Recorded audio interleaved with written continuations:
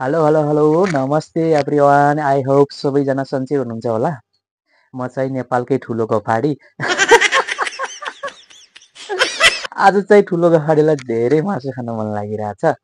आज चट्ट लाएर मासु फ्राई गरेर खाम न भनेको।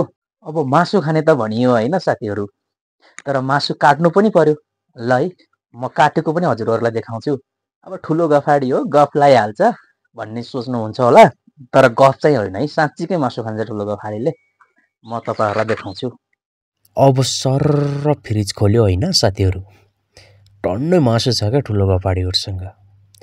अब चाहिँ आज चाहिँ बोइलरको खानुपर्छ जस्तो लागिरहेछ। सर्र बोइलरको निकाल्छु होइन। 1 किलो बढी नै छ मासु। यसलाई सर्र तरर पर्र भुटेर सट्ट खाने हो साथीहरू है। ल है साथीहरू, मासुको लागि गफाडीले अब प्याज काट्दैछ। प्याज काट्दा मुख किन देखाएन भन्ने मान्नु भएको होला। प्याज काट्दा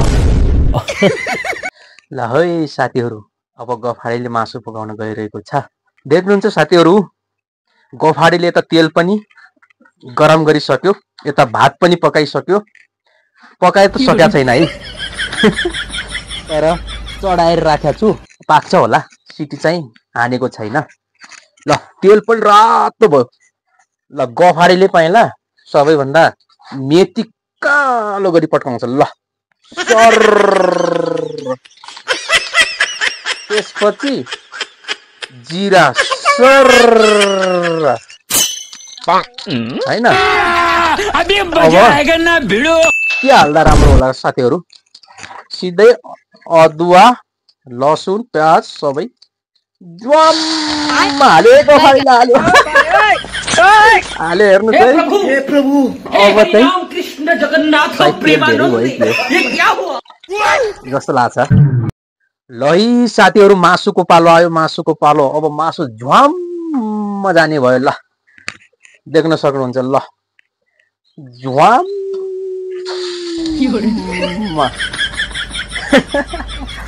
अब यसलाई पर भुट्नुपर्छ, अनि त्यसपछि झ्वाममा थोरै सुप बनाउनु पर्छ, अनि झ्याम कि झ्याम खानुपर्छ। त्यो पनि देखाउँछु हजुरहरूलाई। ल यतिको चाहिँ रातो भइसक्यो। अब यसमा बेसर हाल्न चाहिँ पर्छ। गफाडीलाई खाना पकाउन कुक गर्न त आइहाल्छ नि यार। अब चाहिँ बेसार राखौँ यसमा, त्यसपछि नुन राखौँ, टमाटर राखौँ, फेरि पर पर पर पर भुटौँ होइन। ल है साथीहरू, मासु बनेर रेडी, भात बनेर रेडी। अब गफाडीले लम लम खाने भयो। ल साथीहरू, ल है गफाडीको अब भात खाने टाइम पनि भयो, रेडी भइसक्यो। देख्न सक्नुहुन्छ, चट्ट लाएर ग्वाम ग्वाममा मुस्यो होइन।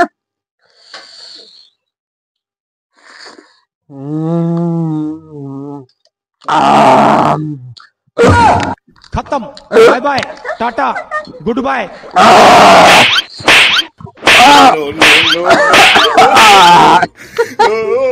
भयो भयो भयो भयो, तपाईँहरू पनि राम्रोसँग खानु होला है।